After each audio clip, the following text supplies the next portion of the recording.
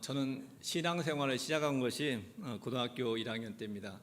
학교에서 예배 드리는 시간이 있었고 또 성경 공부 시간이 있는데 3월 달부터 시작한 예배, 매주 수요일 날 첫째 시간에 예배 드리고 또 주중에는 1시간씩 성경 공부가 있는데 한 5월 정도의 날이었던 것 같아요. 성경 공부 시간에 제 마음속에 갑자기 하나님이 계시구나, 하나님을 믿어야겠다는 그런 마음이 들었습니다. 그러면서 또 이어서 든 생각이 뭐냐면 은퇴하고 그때 믿어야겠다, 그런 생각을 했습니다. 제가 80년대 고등학교 다녔으니까 그 당시 은퇴 나이가 보통 60세였습니다. 그때 80년대 그 평균 나이를 한번 확인해 보니까 남자가 58.6세였어요. 그러니까 보통 60세도 못 산 경우가 있었겠죠. 그래서 보통 환갑잔치를 성대하게 했었는데 요즘은 뭐 60세는 별로 신경 안 쓰지 않습니까? 70대도 뭐 칠순잔 찰까 말까 정도로 이렇게 평균 수명이 80 넘게 이렇게 많이 늘어났는데 저희 당시 때는 60세가 안 됐었고 90년대 보니까 61세 정도 됐더라고 보니까. 그래서 지금 그 전에 그러니까 80년대 90년대에 비해서 직급은 한 20년 정도 늘어났던 것 같습니다. 그러면서 그 생각했을 때, 그러면 믿음 생활하면서 열심히 믿어야겠다, 잘 믿어야겠다, 그런 생각을 했습니다. 근데 뭐가 잘 믿는지 그걸 잘 모르고 그냥 잘 믿어야겠다 그런 생각을 하고 지내다가 결정적인 믿음 생활했던 것이 한참 지나고 한 20년 지나고 이영숙 권사 만나면서 또 결혼하고 또 결혼 생활에 어떤 힘듦이 오면서 도저히 안 되겠다, 내가 이렇게 사는 것이 잘못된 삶이라고 생각하면서 그때 예수님을 만나고 지금까지 한 20여 년 믿음 생활하는 것 같습니다. 20여 년 생활하면서 어떻게 하는 것이 신앙생활을 잘하는 것인가에 대해서 몇 가지 여러분과 함께 나누려고 합니다. 한국 교회 문제에 대해서 많이 말씀하잖아요. 근데 그 일터행전을 쓴 그 방성호 장로님이 쓴 책에 보니까 한국 교회의 문제점이 뭐냐면 그 설문조사에서 1위를 차지한 것이 신앙과 삶의 불일치라고 합니다. 여러분들 공감하시죠? 저도 마찬가지 이걸 글을 읽으면서 그렇구나, 신앙과 이 삶이 참 일치하기가 쉽지 않구나 이렇게 생각했습니다. 저도 마찬가지 모르겠습니다. 여러분 모르겠지만은 교회 밖에 나가면은 잠깐만 내 생각이 앞서고 세상에 보이지 하나님이 잘 보이지 않더라고요 보니까. 그러다 보니까 내 생각대로 내 방식대로 살아가는 것이 저희 모습인 걸 보면서 이분이 말씀했던 것, 그 설문조사에서 1위에 차지했던 것, 신앙과 삶의 불일치를 보게 됐습니다.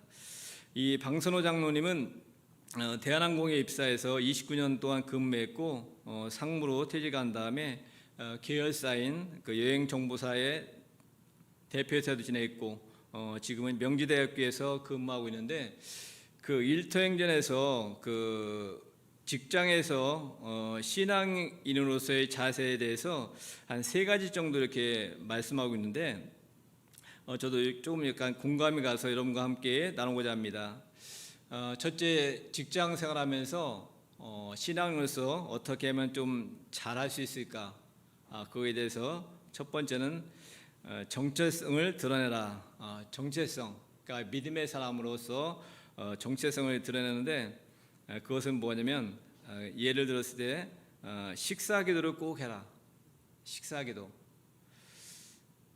그래서 자기가 믿음을 이렇게 드러내라고 하겠습니다.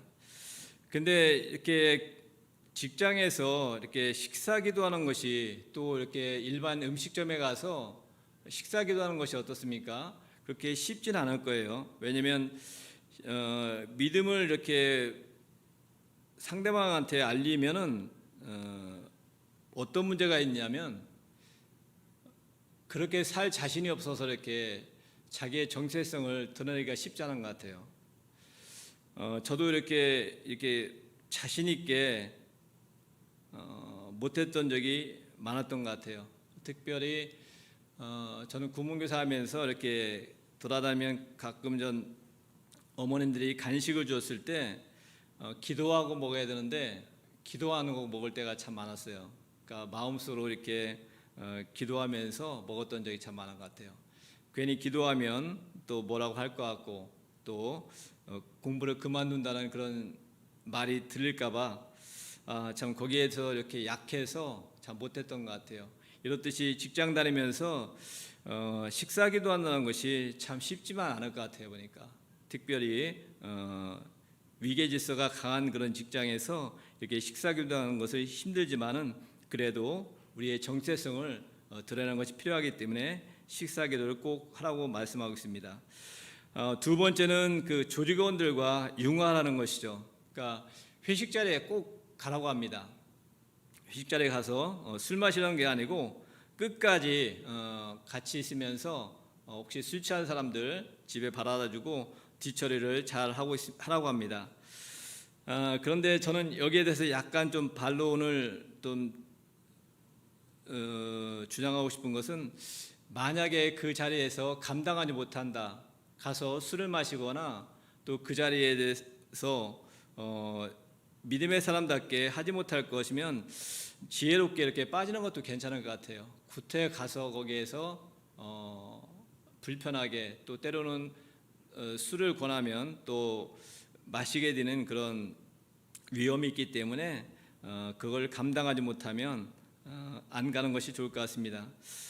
저도 여기에 대해서 그 대학교 때 참 실수했던 거, 참 회개를 참 많이 했던 것이 뭐냐면 저는 그 불교 대학에 고등학교는 미션 스쿨 나왔고 대학교는 불교 대학 나갔는데 1학년 때였죠. 1학년 때 그 입학해서 제가 얼떨결에 과대표가 됐어요. 그러니까 지금은 뭐 학교에서 회장이라고 하죠. 저희 때는 뭐 고등학교 때는 반장이라고 했듯이 대학교는 과가 있으면 그 대표가 되는데 제가 뭐 잘나서 뽑힌 게 아니고 제가 어떤 궁금한 게 있어가지고 그 교학과에 갈 일이 있었어요. 근데 교학과에 가는데 마침 어떤 분이 계신데 그분이 지도교였었어요. 제 과에. 그러면서 너 무슨 과야? 그래서 저 무슨 과입니다 했더니 너 과대표해. 이렇게 해서 얼떨결에 그냥 과대표했던 그런 적이 있는데 그 입학해서 한 4월 정도였던 것 같아요. 4월 정도에 그 어느 날 아침에 전화해가지고 8시 반까지 학교로 오는 거예요. 그러니까 어디로 오냐면 법당으로 오는 거예요. 법당. 학교에 법당이 있었거든요. 법당이 있었고 거기에 불상도 있었는데 뭐 과대표니까 얼떨결에 갔었죠. 갔는데 요거보다 약간 3분의 1만큼 되는 법당이었어요. 거기에서 그 임원들 과대표하고 뭐 학생의 임원들이 불상을 보면서 이렇게 뺑 둘러서서 무슨 얘기인지 모르겠지만 뭐 순서에 맞게 이렇게 하는데 절하는 시간이 있었어요. 갑자기. 근데 옆에 사람 절하다 보니까 저는 뭐 그때 믿음도 없었으니까 그냥 얼떨결에 그냥 같이 그냥 절 넙죽했죠. 근데 일어나고 나니까 이거 아닌데 하면서 그때도 믿음이 없었지만은 그래도 고등학교 때 미션 스쿨 나왔으니까 하나님께서 우상을 숭배하는 걸 싫어하기 때문에 이건 아닌데 싶은 생각 들어가지고 참 그때 많이 후회했던 시절이 있었습니다. 그렇습니다. 회사에서 마찬가지. 특히 뭐 영화 만들 때 보면은 믿지 않은 사람들은 보통 고사를 많이 지내잖아요. 근데 그 자리에 참석하게 되면 뻘쭘하게 서 있기도 참 뭐한 것 같아요. 또 마찬가지 제사 지낼 때 마찬가지. 참 그 자리에서 이렇게 버틴다는 것이 쉽지 않은 것 같습니다. 그러나 만약 감당할 수 있으면 그 자리에 끝까지 함께 참여하는 것도 괜찮겠습니다. 세 번째로 우리 믿음의 사람이 직장에서 어떻게 생활할 것인가, 그것은 영향력을 발휘하는 것이죠. 이것은 전문성을 갖추는 것이 참 중요한 것 같아요. 그 일, 자기 맡은 분야에 대해서 정말 잘해야 되는 것 같아요. 그래서 되도록이면 일찍 출근하고 늦게 퇴근하면서 자기에게 맡긴 사명을 잘 감당하는 것이 중요한 것 같아요. 그랬을 때 믿지 않은 사람들이 인정해주고 또 어떤 일이 있을 때 그것을 좀 뭐 봐준다고 그럴까요? 그런 것이 필요한 것 같습니다. 그렇습니다. 이렇듯 우리가 신앙생활, 직장이든 가정이든 또 우리가 사회생활할 때 참 믿음의 사람으로서 이렇게 자기의 정체성과 또 그 조직과 화합하고 융화하고 또 그 다음에 전문성 일을 잘하는 것이 필요함을 깨닫습니다. 오늘 본문은 요한3서 1장 2절 말씀인데 제목을 제가 어떻게 정했냐면 영혼이 잘 되려면 이렇게 정했었는데 부제로 이렇게 생각했습니다. 신앙생활을 잘하려면 우리가 어떻게 할 것인가에 대해서 여러분과 아는 내용인데 함께 나눠보고자 합니다. 보통 설교는 물론 하나님 말씀을 전하는 건데 또 설교는 뭐냐면 어떤 목사님이 말씀하시는데 기억나게 한다는 건데 기억나게 하는 것. 왜냐면 저도 이렇게 말씀을 전했지만은 이 말씀을 좀 며칠 지나고 또 시간이 지나면 자꾸만 까먹게 되는 것 같아요. 여러분 마찬가지죠. 지난 주일날 목사님 말씀 들었죠? 잘 기억합니까? 한참 기억해야 이렇게 생각날 뚱말뚱 하듯이 참 지난주 들었던 설교 마찬가지 또 한 달 전에 들었던 말씀은 거의 생각 안 나죠. 이렇듯이 우리가 설교를 들어도 물론 뭐 한두 가지는 남겠지만은 잘 남지 않는 것 같아요. 그렇기 때문에 우리가 끊임없이 똑같은 말씀을 반복해서 듣는 것이 참 필요함을 깨닫습니다. 첫째, 우리가 신앙생활 잘하면 뭐니 해도 예배를 잘 드리는 것이 필요합니다. 저는 예배를 방향성으로 보거든요. 방향성. 그래서 내가 잘 가고 있는가, 하나님께서 원하시는 길, 하나님의 뜻에 맞는 길로 잘 가고 있는가, 그것을 날마다 점검하는 것이 필요한 것 같습니다. 그래서 주일을 성수하는 것은 일주일에 한 번씩 그것을 점검하는 것이죠. 또 새벽 예배 나오면 매일매일 점검할 수 있고 또 가정 예배 가운데 내가 잘 가고 있는지 그것을 날마다 점검하는 것이 예배가 아닌가 생각합니다. 그 신학자들은 예배란 또 이렇게 정의하고 있는데 하나님께 영광을 돌리고 인간을 거룩하게 하는 활동이다. 여기서 거룩이라는 것은 여러분 많이 들었죠. 구분된다. 여기에 플러스 정결하게 하는 것도 있습니다. 그래서 세상과 구분되고 또 우리가 몸과 마음을 정결하게 하는 그런 것이 예배입니다. 그렇기 때문에 우리가 예배를 많이 드리는 것이 참 우리한테 참 필요함을 깨닫습니다. 두 번째는 우리가 신앙생활 잘하려면 말씀을 잘 알아야 됩니다. 말씀을 보통 영혼의 양식이라고 하잖아요. 근데 여러분 어떻습니까? 우리가 밥을 안 먹으면 배고프듯이 혹시 말씀을 안 읽으면 어떤 증상이 나타납니까? 저는 그런 증상이 나타난 것 같아요. 이렇게 바쁘게 지나다가 보면은 마음이 약간 허전하고 불안할 때가 있어요. 그럼 왜 그런가 이렇게 생각해 보면 그날 읽을 말씀을 안 읽은 경우가 참 많은 것 같아요. 그래서 말씀이 정말 영혼의 양식이구나 그것을 많이 깨닫게 됩니다. 그래서 그럴 때는 말씀을 읽어야겠구나 하면서 말씀을 읽게 됩니다. 그 말씀을 읽는 그 목적이 디모데후서 3장 15절에서 17절 나오는데 용훈 집사님 한번 띄워주실래요? 디모데후서 3장 15절에서 17절 말씀 함께 읽어보겠습니다. 또 어려서부터 성경을 알았나니 성경은 능히 너로 하여금 그리스도 예수 안에 있는 믿음으로 말미암아 구원에 이르는 지혜가 있게 하느니라.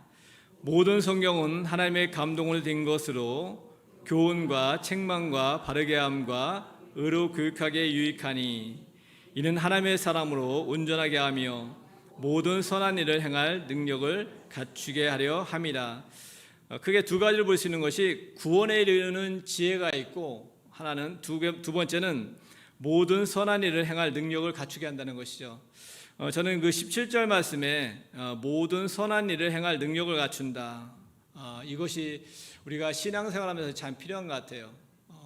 특별히 직장에서 마찬가지, 가정에서도 마찬가지, 모든 선한 일을 행할 능력을 갖추는 것이 하나님 말씀이기 때문에 우리가 말씀을 날마다 읽고 또 묵상하고 듣는 것이 필요함을 깨닫습니다.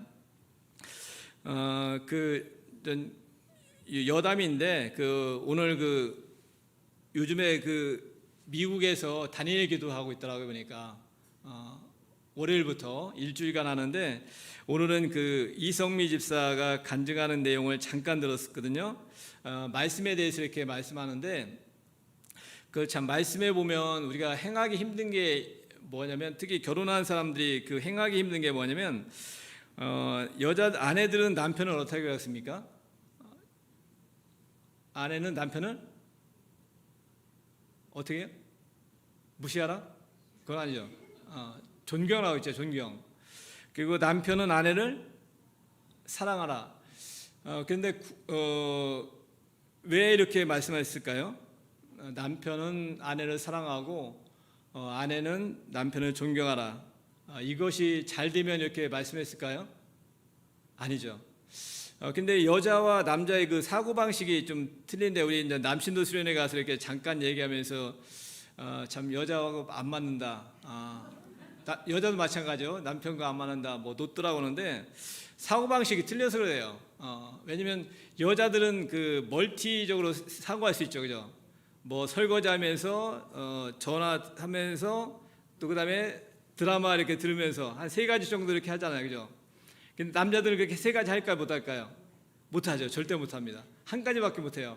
그러니까 여자들이 봤을 때 뭐 일을 시켰을 때 이게 자동적으로 뭐가 돼야 되는데 잘 안 되고, 또 그다음에 남자들은 이게 구체적으로 이렇게 얘기해 줘야 할 수 있어요. 그러니까 여자들이 이해가 못 하는 거예요. 그죠? 구체적으로 어떻게라 이렇게 얘기해야 할 수 있는데 그게 안 돼요. 그냥 뭐 해줘야 하면 그냥 우리 남자 방식대로 하다 보니까 매일 욕먹는 것 같아요. 보니까. 그래서 이성미 집사도 남편을 참 마음속으로 많이 무시했나 봐요. 아들도 마찬가지. 그런데 예수님 만나고 노력한다고. 그렇습니다. 우리가 하나님의 말씀을 통해서 우리가 마음이 깨어지고 또 우리가 변화되지 않으면 하나님 말씀대로 살아가기가 참 힘든 것 같아요. 그렇습니다. 그 다음에 하와가 무너진 이유가 있죠. 창세기 2장 17절 볼까요? 창세기 2장 17절에 하나님께서 아담한테 어떻게 명령하냐면, 함께 읽겠습니다. 선악을 알게 하는 나무의 열매는 먹지 말라. 네가 먹는 날에는 반드시 죽으리라 하시리라. 이어서 창세기 3장 3절에는 하와가 이렇게 뱀의 유혹을 받은 다음에 이렇게 대답하고 있습니다. 함께 읽습니다. 동산 중앙에 있는 나무의 열매는 하나님의 말씀에 너희는 먹지도 말고 만지지도 말라. 너희가 죽을까 하노라 하셨느니라. 띄워볼래요? 그냥 놔둬볼래요? 거기에 어떤 게 첨가됐죠? 잘못됐죠? 만지지도 말라. 그 말씀은 없어요. 만지도 말라. 그 다음에 또 뒤에 뭐가 있죠? 죽는다고 했는데, 반드시 죽는다고 했는데 죽을까 하노라. 그죠? 말씀을 정확히 모르면 자기 방식대로 이렇게 해석하는 것 같아요. 그렇기 때문에 말씀을 정확히 읽는 것이 우리가 필요함을 깨닫습니다. 세 번째는 기도해야죠. 기도. 지금 계속 하고 있나요? 365일 기도 하고 있고, 어떻게 콩콩 기도는 하고 있습니까? 계속 지내고 있습니까? 알람 기도는요? 하고 있습니까? 이 참 기도가 있다는 것이 참 저한테는 참 위로가 되는 것 같아요.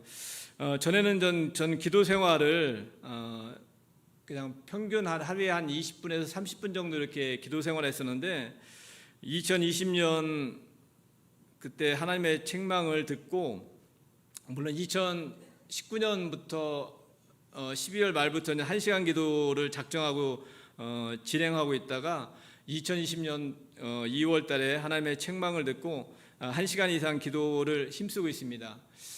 그러다 보니까 이 말씀 데살로니가전서 5장 17절에 그 말씀 있죠. 무슨 말씀이냐면 쉬지 말고 기도하라.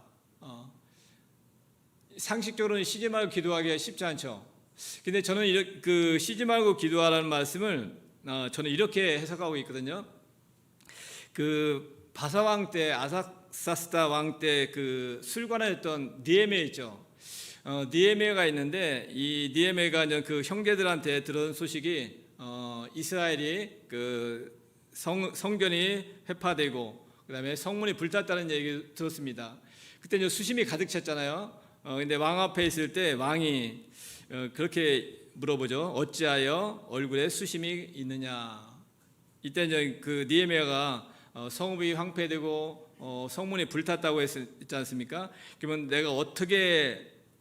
내가 무엇을 원하냐 했을 때 어떻게 했습니까? 니에메냐가 이렇게 했습니다. 내가 곧 하늘의 하나님께 묵도하고, 하나님께 묵도하고 뭐 했습니까? 기도했다는 것이죠. 이것이 쉬지 말고 기도하는 것이구나, 그런 생각이 들더라고 보니까. 이 니에미야가 평소에 기도하는 습관이 안 됐으면은 이런 순간에 묵도 안 했을 것 같아요. 그냥 자기 생각을 얘기했을 것 같은데, 평소에 기도하는 습관이 있었기 때문에 순간 내 뜻을 내려놓고 하나님 뜻을 물어봤던 것 같아요. 이것이 저는 쉬지 말고 기도하라는 의미가 아닌가. 우리가 실생활 하면서 보통 심리학자가 이렇게 얘기했을 때 하루에 중요하게 선택할 그 순간이 보통 한 40번 내지 50번 정도 있답니다. 물론 뭐 더 많은 경우도 있겠지만은 보통 우리가 중요한 그 선택을 하는 것이 이렇게 한 4, 50번 정도 이렇게 선택이 있는데, 그때 우리가 중요한 순간에 어떻게 할지 몰랐을 때 잠시 내 뜻을 내려놓고 하나님께 묻는 것, 그것이 쉬지 말고 기도하는 것이 아닌가 저는 생각합니다. 그렇습니다. 이 기도는 마귀가 가장 싫어하고 방해하기 때문에 참 쉽지 않은 것 같아요. 저도 그 1시간 작정 기도했지만은 집에서 기도할 때는 이게 기도인지 아니면 뭐 그냥 조는 건지 근데 좋을 때가 참 많더라고요. 보니까 집에서 근데 그래도 저는 합니다. 왜 하냐면 그렇게 저녁에 집에서 졸더라도 기도하면 새벽 예배 나와서 기도할 때가 틀려져요. 바로 이렇게 기도가 되더라고 보니까. 그래서 저는 좀 졸더라도 하나님께 좀 죄송하지만은 그래도 끝까지 물론 깨어서 기도하는 것이 참 중요한데 참 쉽지 않더라고 보니까 혼자 기도한다는 것이 저는 쉽지 않음을 보면서 참 다니엘이 하루에 3번씩 기도했다는 것이 참 위대하구나. 그것도 예루살렘을 향해서 창문을 열고 또 사자한테 죽을 위기의 순간에도 전에 하던 대로 이렇게 기도했던 다니엘이 참 위대한 것을 다시 깨달으면서 저도 하늘나라 갈 때까지 1시간 이상 기도는 꼭 해야겠다는 그런 다짐을 날마다 하고 있습니다. 그 다음에 네 번째는 영혼 구원에 힘써야 되는데 이번 주부터 드디어 더넷 전도가 시작됩니다. 작년에 우리 셀과 또 기관에서 또 주일학교에서 많이 참여해서 참 많이 힘 주셔서 잘 됐던 것 같아요. 보니까 올해는 좀 더 열심히 해서 영혼 구원에 좀 더 힘써서 우리 교회가 수적으로 좀 많이 목표가 전반기 150명이고 하반기 200명인데 모르겠습니다. 여러분 기도하시고 또 영혼 구원에 힘쓰시면은 가능할 것 같습니다. 특별히 요즘에는 주일학교가 또 학생부 또 청년부가 참 많이 부흥되는 것 같아요. 특별히 2월달이죠. 청년부가 5명 정도 이렇게 등록해서 청년부도 15명 이상 되는 모임이 되는 것 같고 학생도 마찬가지 또 주일학교도 마찬가지 많이 모여서 우리 교회가 부흥되면 좋겠고 제가 매주 출석 체크하지 않습니까? 작년에 그 출석 체크했을 때 그러니까 청년부 이상 출석 체크했을 때 100명이 넘었던 적이 딱 한 번 있어요. 전 2번인 줄 알았더니 다시 한번 자료 보니까 한 번 있더라고 보니까. 근데 올해는 어떨 것 같아요? 올해는 많이 오죠. 올해는 9번 중에 그 명절날 그 주간 주일만 75명 정도 왔고 나머지는 다 100명, 이상 왔고 제일 많이 왔던 것이 111명이 왔더라고 보니까. 그다음에 이제 등록하는 분도 참 많거든요. 우리 등록하는 분도 보통 한 10명 내외 정도 오시는 거 보면 한 120명 내외 정도가, 또 때로는 100명에서 110명 정도의 우리 교우들이 모여서 함께 예배드리는 것 같아요. 그래서 곧 여러분 기도하시고 또 전도에 힘쓰신다면 곧 150명이 되지 않을까 생각합니다. 그래서 선교와 구제 또 민족과 열방을 섬기는데 큰 힘이 됐으면 좋겠습니다. 시간이 없어서 마지막은 짧게 정리하겠습니다. 마지막으로 우리가 사역을 감당하는 것이 참 필요한 것 같습니다. 1인 1사역. 잠언 18장 1절을 볼까요? 잠언 18장 1절 함께 보겠습니다. 잠언 18장 1절 제가 읽겠습니다. 무리에게서 스스로 갈라지는 자는 자기 소욕을 따르는 자라. 온갖 참 지혜를 배척하느니라. 저는 요즘에 가난한 성도가 참 많잖아요. 2023년 우리 개신교 숫자를 이렇게 통계했을 때 인구가 5,134만 명 중에 교회 출석하는 사람이 대략 545만 명. 그다음에 가난한 성도, 믿지만은 나오지 않는 성도가 한 226만 명. 그래서 총 한 771만 명 정도가 이렇게 교회를 다닌다고. 교회를 안 다니죠. 가난한 성도를 안 다니니까 뭐라고 해야 되나요? 그거. 어쨌든 교회와 관계된 사람이 771만 명. 그러니까 인구 대비 한 15%인데 지난번 우리 목구생 교육 할 때 목사님이 예측했을 때 2034년도에는 한 10.2% 정도가 이렇게 된다는 것이죠. 더 떨어진다는 것이죠. 글쎄요, 앞으로는 더 이렇게 믿음 생활하는 것이 쉽지 않을 것인데 이 무리에게서 스스로 갈라지는 자, 그러니까 조직에서 이렇게 이탈되는 사람도 보면 보통 상처를 받은 사람이 참 많잖아요. 그것은 열심히 하는 사람이 상처받지 열심히 하는 사람은 상처를 안 받는 것 같아요.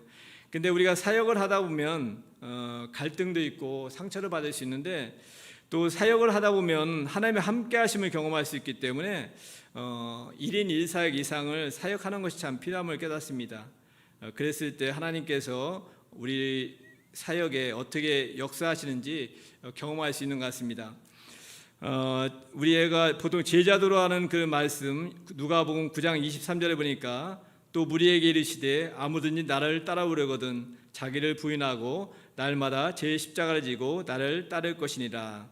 그렇습니다. 자기 십자가를 지고 따르는 것이 필요함을 깨닫습니다. 전 오늘 지금까지 말씀을 좀 정리하면서 여러분한테 도전하고 싶은 말은 뭐냐면 우리가 보통 물질의 11조를 드리잖아요. 물질의 11조를 드리는데 지금까지 여러분이 시간의 11조를 드리신 분은 끝까지 드리시고 시간의 11조를 드리지 않았다면 오늘 이 시간에 한번 우리 마음에 시간의 11조도 드리겠다는 그런 작정을 했으면 좋겠습니다. 하루의 시간이 24시간이고 이거를 분으로 계산했을 때 1440시간이잖아요. 이것을 10분의 1 따지면 144시간, 2시간 24분이거든요.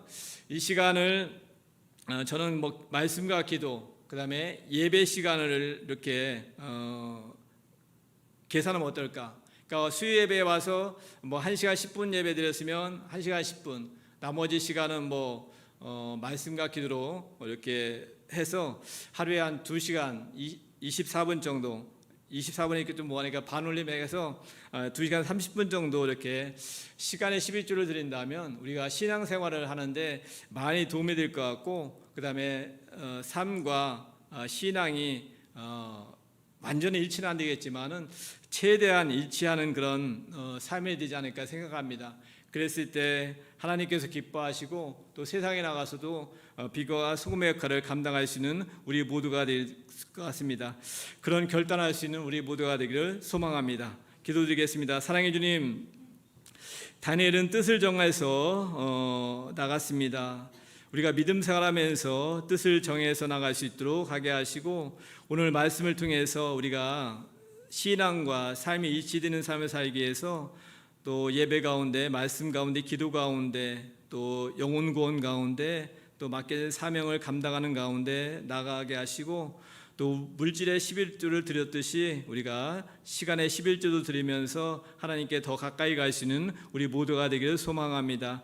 그런 삶으로 갈 수 있도록 성령께서 인도하시고 결단하시고 실천하게 도와주시옵소서. 감사드리며 우리 주 예수 그리스도로 기도드립니다. 아멘.